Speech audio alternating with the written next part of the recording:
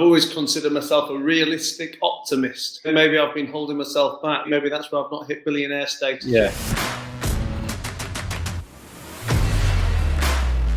You got to speak to quite a few CEOs of unicorns as well. Obviously, for anyone who doesn't know what a unicorn is, it's a startup company with the $1 billion valuation. Would you say that people who were CEOs or founders of unicorns have been materially different in any way to CEOs or founders of less valuable entities? Was there some traits that you thought, wow, I can clearly see why this guy has $1 billion company?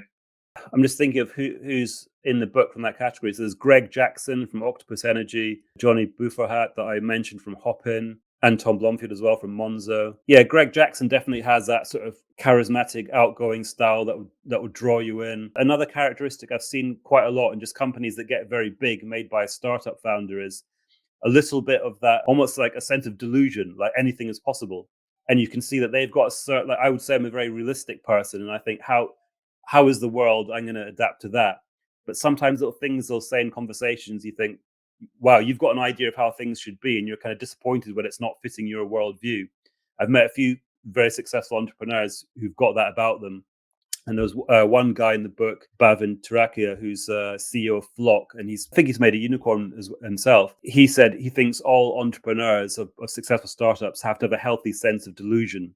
You've got to have that sense that anything's possible, and they're a little bit kind of crazy in enthusiasm. And it's like, I'd be like, whoa, hold back a bit. Sure, you can do that, but they've just got that energy to take things further. I spoke as well recently to a guy called Greg Pecker, who's from Silicon Valley Bank. He's interesting because their bank has financed some of the really big American startups, but in the very early stages. So like LinkedIn, I think Cisco Systems, and Pinterest, companies that have gone on to be really big. But he's met these entrepreneurs when they're still going around trying to get that early investment. So they just got good ideas at that stage.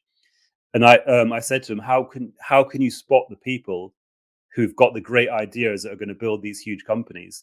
And he said it's funny that they're on a human level, when they're in there sort of pitching to you, they're kind of, you can tell their voice is a bit higher. They're very animated. They're almost on the edge of their seat, and they're passionate, and they absolutely believe in this idea, which reminded me a bit of this idea. You've got to be a tiny bit delusional. You've got to think this is going to work, and I can't imagine it not working. Whereas, maybe the ones who don't are a bit more like I am personally, a bit more kind of cautious, always kind of cautious minded.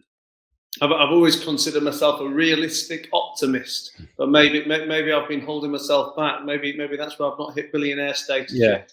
You might have to dissolve the realism, but exactly.